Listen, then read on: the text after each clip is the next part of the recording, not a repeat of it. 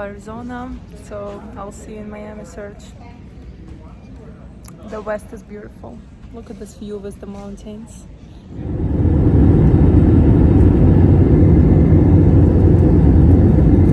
Coming up to my next pickup, and before I get there, there's a Border Patrol checkpoint. Look at that, they funneled in all the cars leaving. They even have an X-ray scanner over there. And I believe they ask everybody if they're a citizen or not. So, but coming down there, they don't ask you anything. They don't funnel anyone in. They just take a bunch of pictures of you. So wave to the cameras. Hello, hello to this camera and that camera. Hello.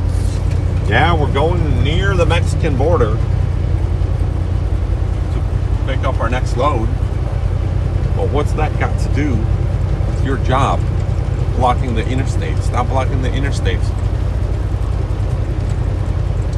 Creating traffic. Look at that, almost to the edge of the border. Next couple stops is the Mexican border. Look, it says international border. So that's where my next pickup takes. Okay, I made it to my pickup. Look at it, huh? It's so hot. You come out, you're already smoking hot. All right, so I'm in the sleeper cab resting, alone without Dasha. I miss you, honey. So Dasha flew home because we got a cheap flight. She can be home 3 days in advance, get some homework done before I get back. And also, she doesn't have to be harassed by the Border Patrol checkpoints. You know how angry those guys can get, asking you if you're a U.S. citizen. And I was like, hey, buddy, I never went out of the country to come back in. You know, why are you having even this checkpoint and asking me these questions, even though I'm on an interstate, the Eisenhower interstate system? And they get all angry and want to talk to you until you tell them or they find out that you're a U.S. citizen. But if you're like a legitimate, like you're able to be in the country, if you got like a green card or like you just got married and you got U.S. citizenship because of marriage or like whatever, they may be like, oh, there's a glitch in the computer. It doesn't show that you can be here, and they'll harass you or something like that. And basically, they're just a bunch of fourth graders that are just doing their job. And it's like, you know, you're like, clearly you can look at me and see I got the Soviet Russian square face and that I'm not a Mexican or Guatemalan or Nicaraguan trying to jump over the border, or Colombian or South American or Argentinian or Brazilian. You know, does this look Brazilian to you? You know, but to them, everything looks Brazilian. So they're like, oh, I don't know, I'm a fourth grader, so I gotta talk to you. And ever since they had a dog go like this on my seat, because a co-driver with me who was a green card holder, they held us and waited for like 2 hours and said step back, and the dog, they're like, oh, we sniff drugs in your truck. I was like, if you guys were my YouTube subscribers, you would know that Serge doesn't take one bit of drugs or alcohol, for medicinal purposes only. And most of my medicinal stuff is like garlic and stuff like that. You all know me. Commented in the other video, Serge doesn't drink a drop. That's not exactly correct. I did have communion here, but recently at this last Sunday. But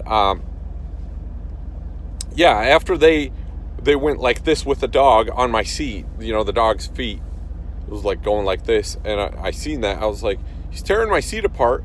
All the bill of ladings went flying everywhere, all over the interior. What if I had one of those gas station big gulps, not the 64 ounce, whatever, the big giant slushy? What if he knocked that over? And then you're like, oh, sorry, my dog knocked it over. No, you know. So I seen too many. I don't even want to talk to the fourth graders. So if I could avoid a situation where Dasha doesn't have to see those guys and Dasha can get some homework done for us, for you guys, while she's on the flight and gets home early, then way to go. And she doesn't have to see the boring road, because it's pretty much all the same from here on out. all the way to Palm Tree Town, Pompano Beach, Miami, where I'm taking this load. So can't wait to see you, honey. Hello from Minneapolis airport. It's so weird to be here without you, Serge. And it's so freezing. I don't know, like my teeth are shaking. My nose is red, like I'm outside, but I'm actually in the airport. I don't know how people are wearing shirts, but I'm wearing long sleeve and I'm so freezing. Actually, look at this. Look what the person who seated next to me, it was a couple, husband and wife, and they gave me this steps to peace with God. They do ministry. They have kids camp, and they are traveling around the country and making kids accept the Christ. So yeah, God is everywhere. Yes.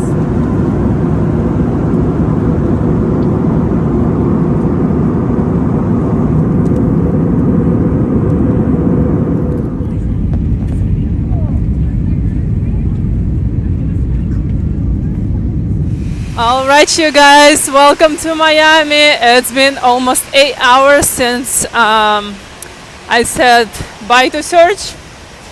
Yep, it's a long flight and I'm so tired and sleepy in this time difference hitting me.